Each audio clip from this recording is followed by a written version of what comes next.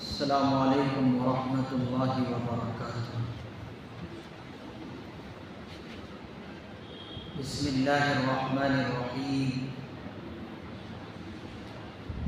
الحمد للہ نحمده ونستعینه ونستغفره ونؤمن به ونتوکل علیہ ونعوذ باللہ من شرور انفسنا ومن سیئات اعمالنا، من يهده الله فلا مضل له ومن يضلل فلا هادي له، ونشهد ان لا اله الا الله وحده لا شريك له، ونشهد ان سيدنا وسندنا ونبينا ومولانا محمدا عبده ورسوله صلى الله تعالى عليه وعلى آله وأصحابه وأزواجه وذرياته وبارك وسلم تسليما كثيرا كثيرا، أما بعد فأعوذ بالله من الشيطان الرجيم، بسم الله الرحمن الرحيم، وما خلقت الجن والإنس إلا ليعبدون، وقال الله تبارك وتعالى في موضع آخر: يوم يفر المرء من أخيه وأمه وأبيه وصاحبته وبنيه، صدق الله مولانا العظيم. رب اشرح لي صدري ويسر لي أمري واحلل عقدة من لساني يفقهوا قولي. اللهم صل على سيدنا محمد وعلى آل سيدنا محمد وبارك وسلم. سبحان ربك رب العزة عما يصفون وسلام على المرسلين والحمد لله رب العالمين. سارے حضرات ایک مرتبہ محبت کے ساتھ، ادب کے ساتھ، الفت اور احترام کے ساتھ دل کی گہرائیوں سے درود پاک پڑھیں۔ اللہم صلی علی محمد النبی الأمی وعلی آلہ وسلم تسلیما۔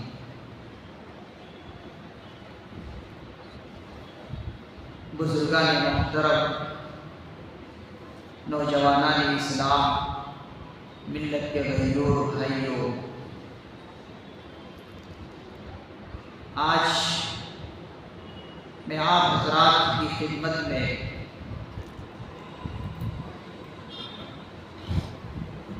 حقوق العباد پر بات کرنا چاہتا ہوں۔ اللہ تعالیٰ سے دعا ہے کہ اللہ تعالیٰ مجھے صحیح اور سچی باتیں کہنے کی توفیق نصیب فرمائے اور ہم سبوں کو اس پر عمل پیرا ہونے کی توفیق عطا فرمائے۔ عزیزان ملت، حضرات علماء کرام نے فرمایا کہ اسلام کے احکام تین قسموں پر منقسم ہے۔ اسلام کے احکام کو تین حصوں میں تقسیم کیا ہے۔ ایک ہے حقوق اللہ،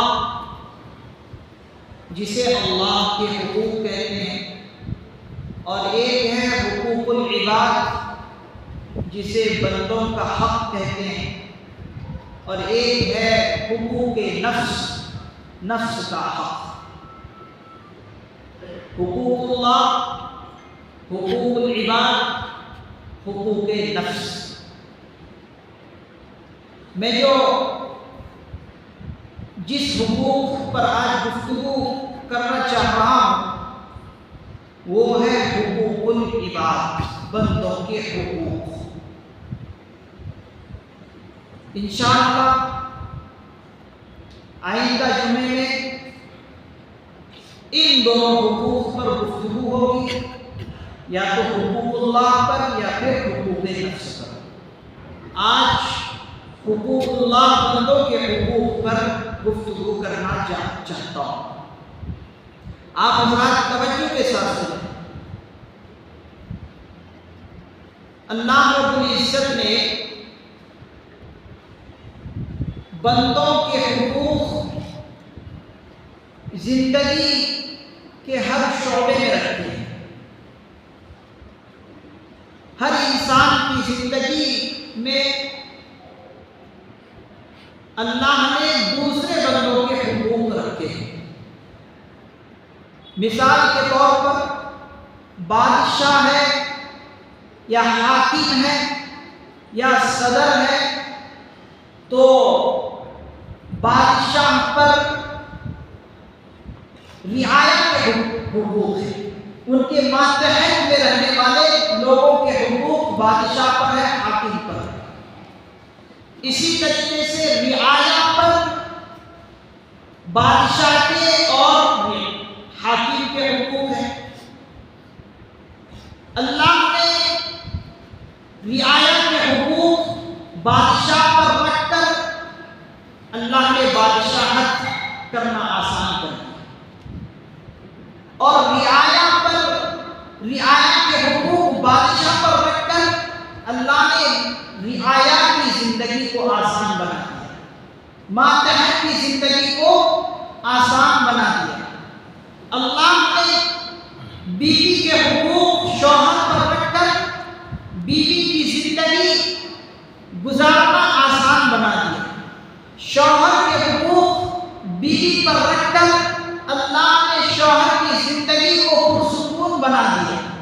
اسی طریقے سے اولاد کی تربیت ماں باپ پر رکھ کر اولاد کی زندگی کو پرسکون بنا دیا، ماں باپ کے حقوق اولاد پر رکھ کر بڑھاپے میں ماں باپ کے لیے پرسکون سہارا بنا دیا۔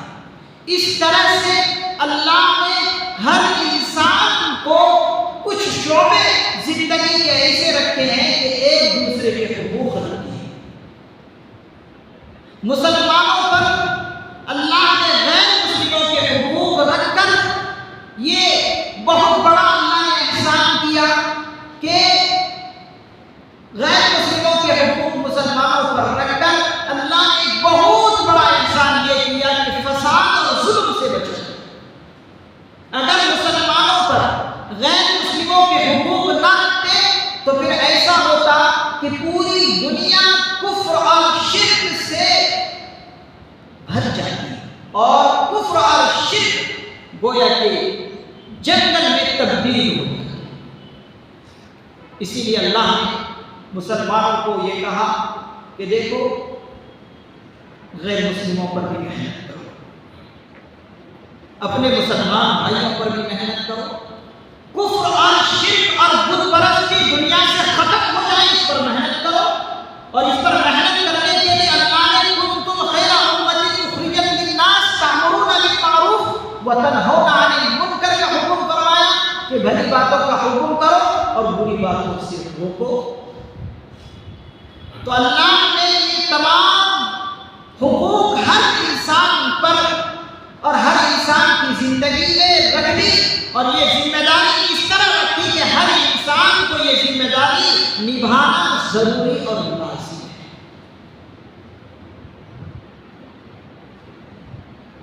حاضرین مجلس، آپ اسلام کے سوا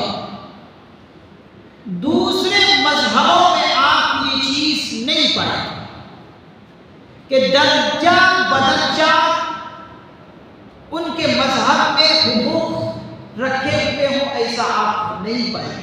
صرف یہ واحد مذہب ہے اسلام کہ اسلام اپنے ماننے والوں کو ان چیزوں پر سختی کے ساتھ عمل کرنے کے لیے کہتا ہے۔ مثال کے طور پر اسلام اپنے ماننے والوں سے یہ سختی کے ساتھ حکم دیتا ہے کہ اسلام کے ماننے والوں، تم پر ضروری ہے کہ اپنے چھوٹوں پر شفقت کرو،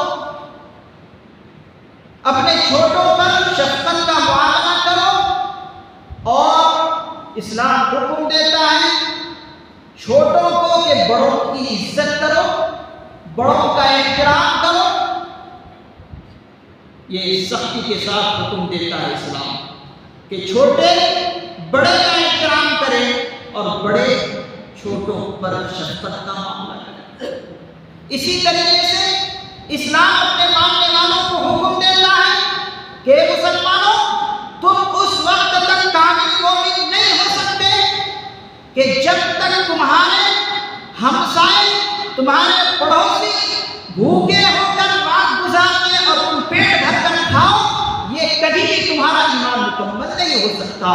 تمہارے لیے ضروری ہے کہ تم اپنے بازو والوں کو دیکھو، اگر تم نے پیٹ بھر کر کھایا اور رات گزار دی اور بازو میں رہنے والا پڑوسی رات بھر بھوکا رہا، تم کامل ایمان والے نہیں۔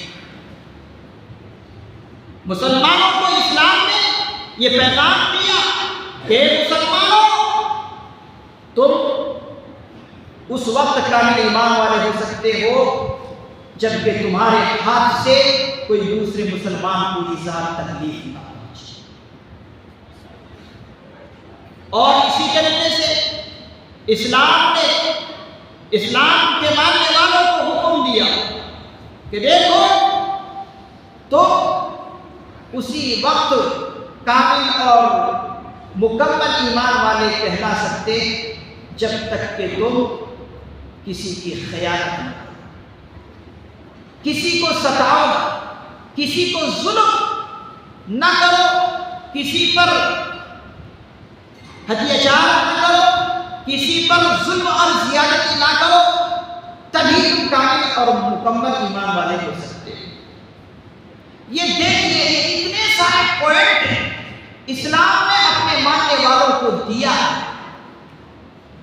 آپ کو یہ چیزیں دوسرے مذاہب میں نہیں ملیں گی۔ آپ ٹٹول کر دیکھ لیجیے، ان کی کتابوں میں ایسا جامع تصور مل ہی نہیں سکتا۔ اسلام نے اپنے ماننے والوں کو حکم دیا کہ دیکھو ماں باپ کے تم پر کچھ حقوق ہیں، ماں باپ کے تم پر حقوق ہیں۔ اولاد کو حکم دیا کہ دیکھو ماں باپ کا تم پر بہت حق ہے، تمہیں ماں باپ کس طرح سے پالتے ہیں، پوستے ہیں، بڑا کرتے ہیں، تم ان تمام چیزوں کو مد نظر رکھو۔ ایک بات اس وقت یہ یاد آ رہی ہے کہ اگر اولاد کو اپنے ماں باپ کی زندگی کے وہ 5 سال ویڈیو کے طور پر دکھا دیا جائے اولاد کو، جو شروع کے 5 سال ہوتے ہیں بچپن میں، اگر اولاد کو بچے کو بڑا ہونے کے بعد اپنی زندگی کی شروع کے 5 سال دکھا دیے جائیں کہ دیکھو تم بچپن میں کیا کیا کرتے تھے اور تمہارے ماں باپ تم پر کتنا رحم کھاتے تھے، کیا کیا تم سے تمہارے ماں باپ نے بہترین سلوک کیا، تم دیکھو جوانی کی عمر میں، تو اولاد کبھی ماں باپ کو ستائے۔ اگر ویڈیو بنا کر نوجوان کو دکھا دیا جائے کہ دیکھو تمہاری بچپنے کی شروع کے 5 سال یہ تھے، تو نوجوان اپنے آنکھوں سے روئے بغیر نہ رہے۔ کتنی پریشانی سے ماں باپ شروع کے 5 سال 10 سال اپنے بچوں کی پرورش میں گزارتے ہیں، یہ اولاد سمجھ نہیں سکتے۔ تو دیکھیے ماں باپ اپنی اولاد کے لیے کتنی قربانی دیتے ہیں۔ اور اسی طریقے سے اسلام نے اولاد کو حکم دیا کہ دیکھو بڑھاپے کے سہارے تم ہی ہو، بڑھاپے میں تم ہی ان کے سہارے ہو، اور تم پر ضروری ہے کہ تم ان کی صحیح طور پر بڑھاپے میں کفالت کرو، ان کی دیکھ بھال کرو۔ یہ کون حکم دیتا ہے؟ اسلام حکم دیتا اپنے ماننے والے۔ اس کے برعکس، اس کے الٹا آپ غیر مذاہب میں دیکھ لیں، مغربی ملکوں میں آپ دیکھ لیں، جیسے ہی ماں باپ بوڑھے ہو جاتے ہیں، جیسے ہی ماں باپ بوڑھے ہو جاتے ہیں، مغربی ملکوں میں یہ قانون بنا ہوا ہے کہ جیسے ہی ماں باپ بوڑھے ہو جائیں ان کو اولڈ ایج ہاؤس میں لے جا کر رکھ دیا جاتا ہے۔ بڑے بڑے مکانات میں لے جا کر رکھ دیا جاتا ہے، اور سال بھر بھی ان والدین کی اولاد، ان کے بچے سال بھر بھی جا کر دیکھتے نہیں کہ میرے ماں باپ اولڈ ایج ہاؤس میں بڑے مکانات میں کیسے زندگی گزار رہے ہیں، کیسے کیسے گھناؤنی حرکتیں ان بوڑھوں کے ساتھ ہوتے ہیں۔ وہ سرکاری لوگوں کی تحت اپنی زندگی گزار رہے ہوتے ہیں، وہ بوڑھے ماں باپ جنہوں نے بچپنے میں اپنی اولاد کو پڑھایا اور بڑا کیا، اس کی پرورش کی، وہی اولاد ماں باپ کو بڑھانے کی عمر میں کیا کر رہے ہیں؟ اولڈ ایج ہاؤس میں لے جا کر رکھ دیا، اور وہ ماں باپ سرکاری لوگوں کی ماتحت زندگی گزار سال بھر میں ایک مرتبہ صرف اولاد جا کر دیکھ لیتے ہیں کہ چلو ماں باپ کو ایک مرتبہ دیکھ کر۔ کیا یہی اسلام حکم دیتا ہے؟ اسلام نے کتنا بہترین اپنے ماننے والوں کو پیغام دیا کہ دیکھو تمہارے بچپنے میں انہوں نے تمہاری پرورش کی، بڑھاپے میں تم پر لازم ضروری ہے کہ ان کی دیکھ بھال کرو۔ اس سے اور آگے بڑھیں، عجب بالائے عجب، ظلم بالائے ظلم یہ ہوتا ہے غیر ملکوں میں، مغربی ممالک میں، کہ ماں باپ اپنی بچیوں کو مجبور ہو جاتی ہیں، ماں باپ اپنے بچیوں پر۔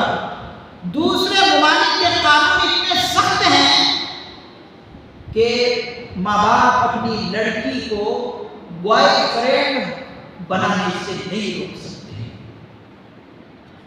اگر ان کی بچی بوائے فرینڈ بنانا چاہتی ہے تو ماں باپ کا ان پر کچھ بھی بس نہیں چلتا۔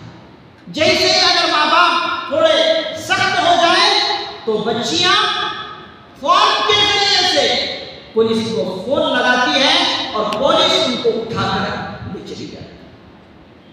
اسی طریقے سے ماں باپ اپنے بچوں کو گرل فرینڈ بنانے سے نہیں روک سکتے۔ اگر تھوڑی سی بھی سختی کیے تو وہاں کے ملکوں کا قانون اتنا سخت ہے کہ فوراً کچھ کرنے پر پولیس وہاں سے اٹھا کر لے چلی جاتی۔ تو میں نے کیا کہا؟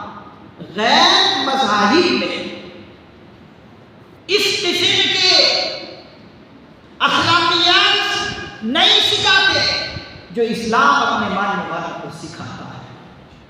حاضرین گرامی، یہ اللہ کا بہت بڑا احسان ہے کہ اللہ نے ہر انسان کے لیے اس کی مختلف زندگی کے شعبوں میں دوسرے انسانوں کے حقوق رکھ دیے، لہذا ہر انسان پر ضروری ہے کہ دوسرے انسان کے حقوق ادا کرے۔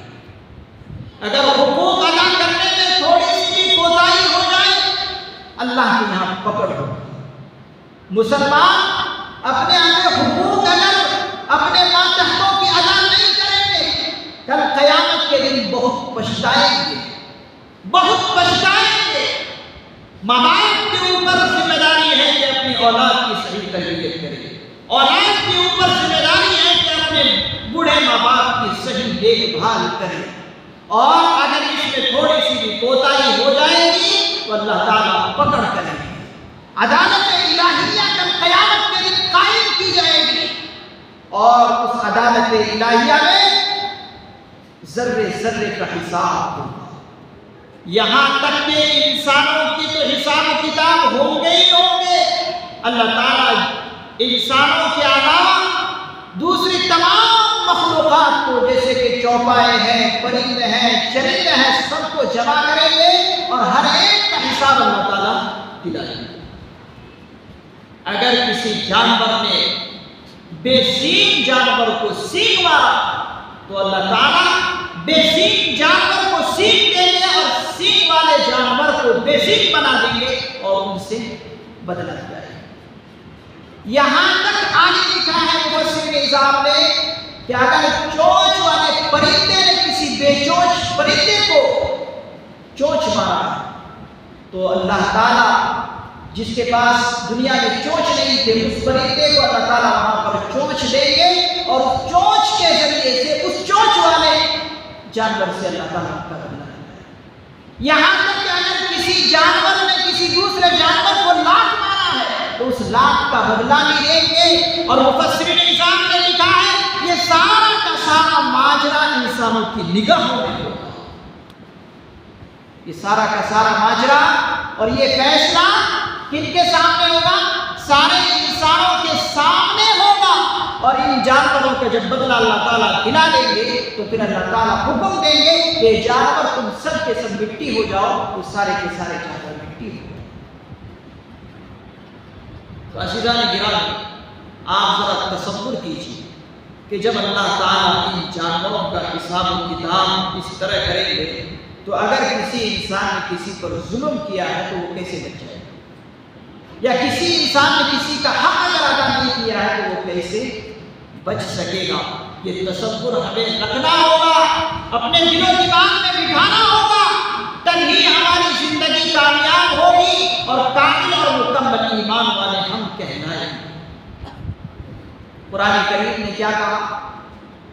قرآن کریم نے ارشاد فرمایا یوم یفر المرء من اخیہ وامہ وابیہ وصاحبتہ وبنیہ۔ کل قیامت کا جب دن ہوگا اس دن انسان اپنے بھائی سے بھاگے گا۔ یوم یفر المرء من اخیہ وامہ وابیہ، انسان اپنے ماں باپ سے بھاگے گا، اپنے بھائیوں سے چھپ چھپاتا پھرے گا، یہاں تک کہ اپنی بیوی سے بھی چھپ چھپاتا پھرے گا۔ اور ماں باپ کے حقوق اگر ان کی اولاد پر دنیا میں رہ جائیں گی تو ماں باپ اپنے اولاد کے پاس جائیں گے اور کہیں گے کہ میرا حق آج تو ادا ہے۔ بچہ کہے گا کہ آپ تو میری ماں ہیں، بچہ کہے گا آپ تو میرے باپ ہیں، تو باپ بھی کہے گا آج وہ کچھ سنوائے گی۔ بچہ مطالعہ کرے گا کہ آپ تو میرے باپ ہیں، آپ تو میرے والد ہیں۔ بچی کہے گی آپ تو میری ماں ہیں، ماں پر کچھ اثر نہیں ہوگا، بلکہ ماں باپ یہ چاہیں گے کہ اور میرا حق ان پر کچھ اور دنیا میں رہ جاتا تو وہ بھی آج مجھے مل جاتا۔ تو دیکھیے وہاں پر ہر کوئی پریشان ہوگا، وہاں پر ہر کوئی پریشان ہوگا، اور اتنا پریشان ہوگا، اتنا پریشان ہوگا، نفسی نفسی کا عالم ہوگا، ہر کوئی اپنی فکر میں ہوگا کہ میں بچ جاؤں، میں بچ جاؤں۔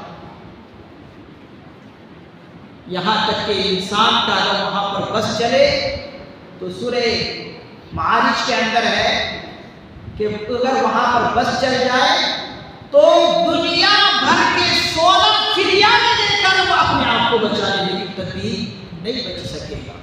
یود المجرم لو یفتدی من عذاب یومئذ ببنیہ وصاحبتہ واخیہ وفصیلتہ التی تؤویہ ومن فی الارض جمیعا ثم ینجیہ کلا ہرگز وہ نہیں بچ سکے گا۔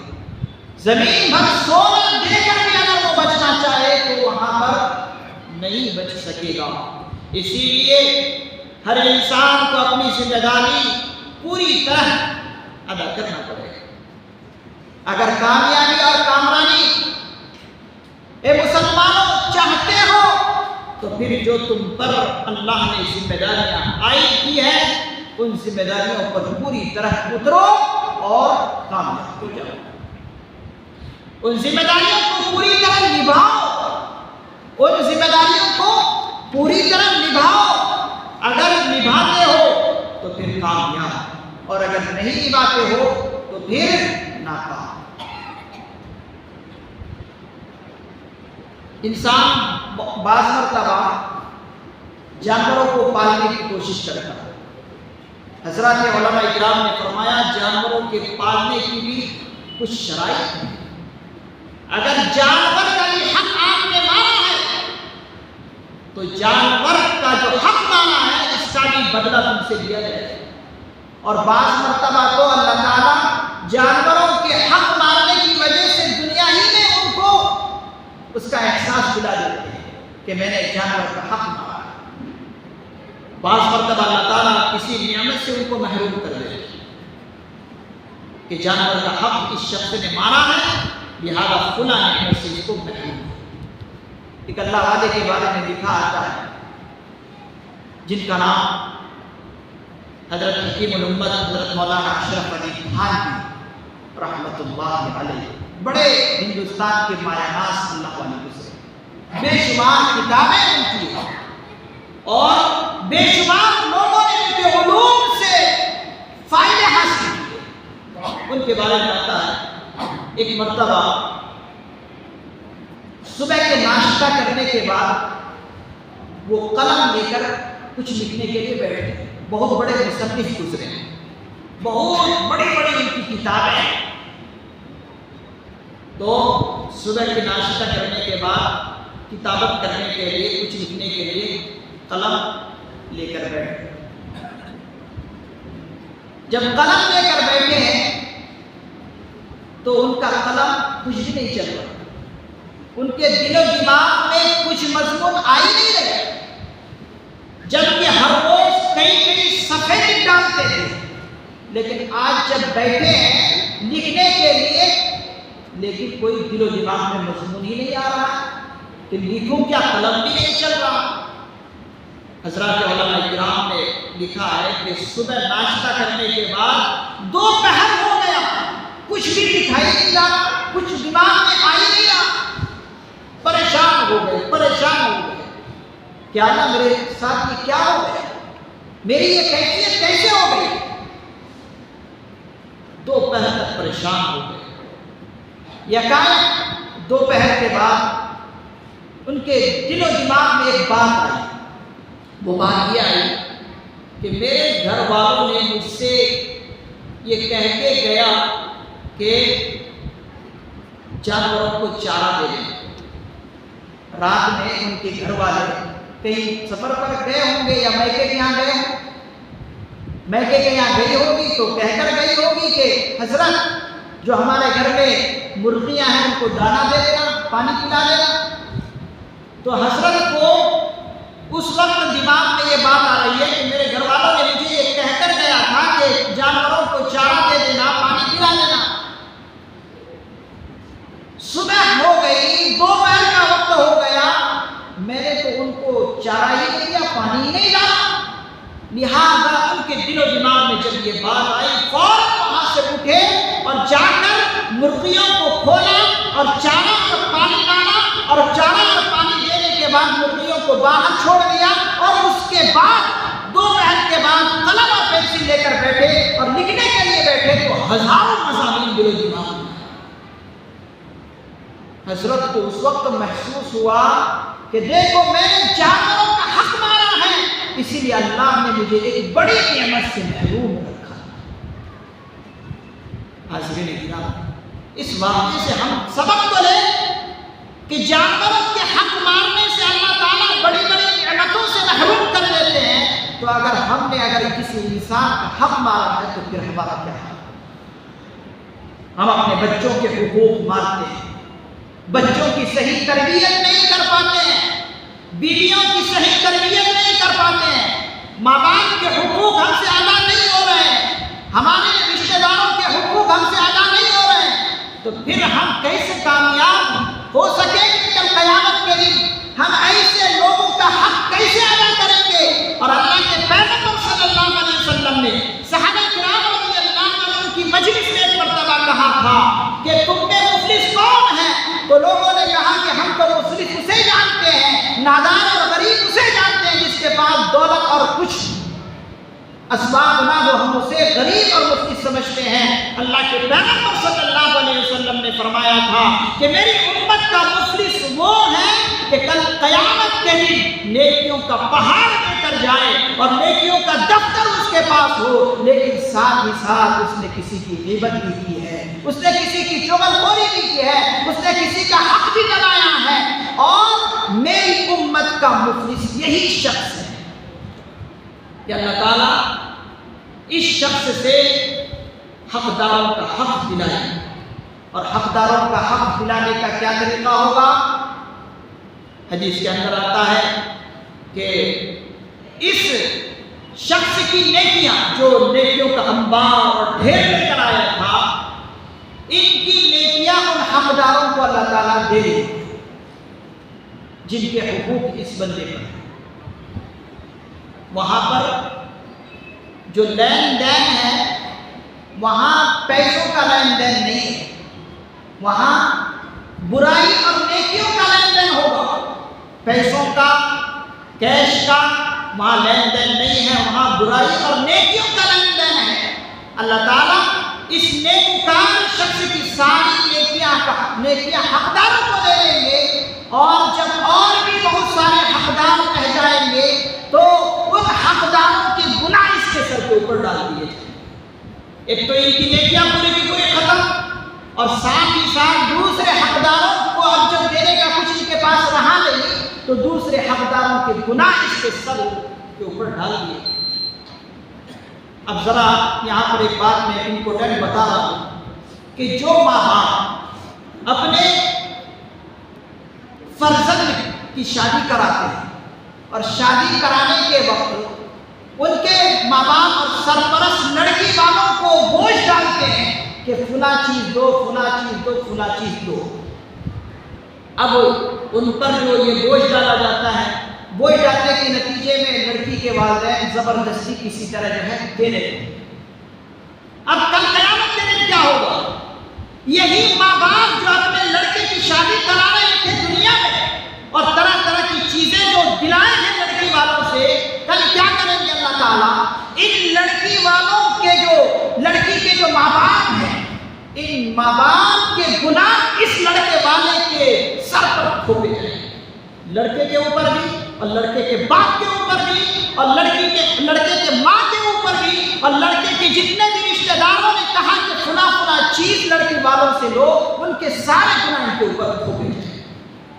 اس حدیث کی روح سے جو پہلی حدیث میں نے آپ کے سامنے، تو خدا لڑکی والوں پر ظلم نہ کرو، ان کے ماں باپ پر ظلم نہ کرو، طرح طرح کے مطالبے کر کے، نہیں تو کل قیامت کے دن ہم پر بہت ایک بڑا بوجھ پڑ دے گا۔ اللہ تعالیٰ سے دعا ہے اللہ تعالیٰ ہمیں اس قسم کی بری اور گندی حرکتوں سے بچائے رکھے، اور اللہ تعالیٰ سے یہ بھی دعا ہے کہ اللہ تعالیٰ جو ہم دنیا کے اندر نیکیاں کر رہے ہیں، اللہ تعالیٰ ان نیکیوں کا صلہ کل قیامت کے دن ہمیں بہترین طریقے سے نصیب فرمائے، اور اللہ تعالیٰ سے یہ بھی دعا ہے کہ اللہ تعالیٰ دنیا ہی میں ہمیں ان کے حقوق صحیح طور پر انجام دینے کی توفیق نصیب فرمائے۔ وآخر دعوانا الحمدللہ رب العالمین۔ سنت